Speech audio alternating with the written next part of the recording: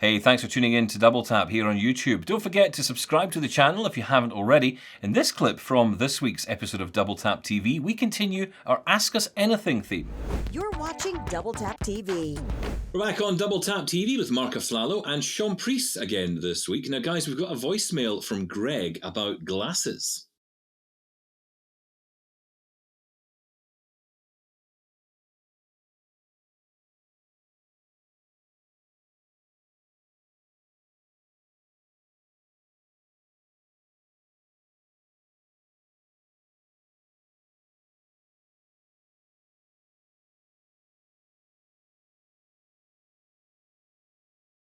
Great question, Greg. And yeah, I mean, it's one of those things, isn't it? A lot of people want to know more about these Envision glasses. And of course, one of the challenges is getting your hands on them because they are not the cheapest device to buy.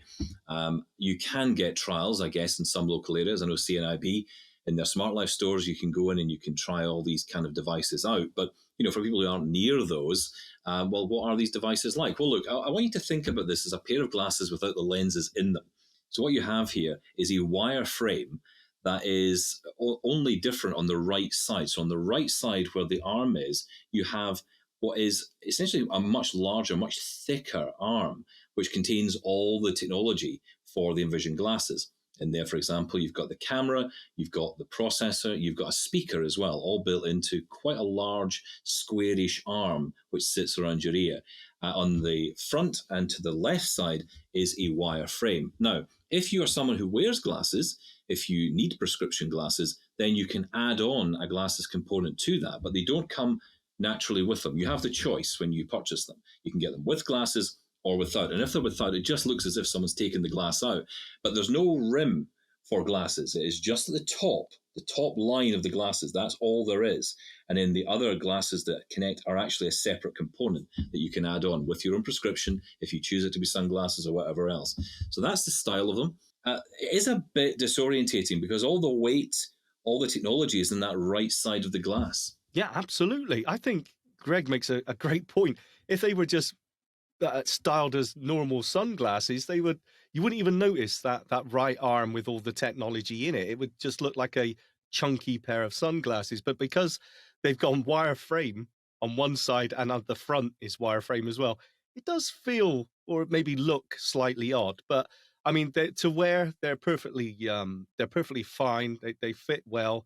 And I think they're fairly comfortable. They are comfortable. And you know what I like about them is the speaker in there is good. It's very clear. You can connect them up to Bluetooth earbuds as well. So if you wanted to, you could hook them up and then you'd be able to not have any sound coming out into the room. But the voice is good. The reaction is good. I must say, using that touch display on the side, the little swipes and gestures that you use, very good. There is a screen in there as well. It's a tiny piece of glass that comes down from the right side, just up on the right side. There is a little piece of glass there which actually does show what is going on with the glasses, but you can turn that off with Envision. You don't have to have that turned on. Now, Greg goes on to ask about ARX Vision, which was the other pair of glasses which I was trying out. You've been trying them as well, Sean. Maybe you want to tell Greg about, first of how they look and feel, and also what they are like and what your experience has been. Yeah, so the ARX are, the best way to describe them are a pair of Aftershok's headset with a camera unit on the right-hand side attached.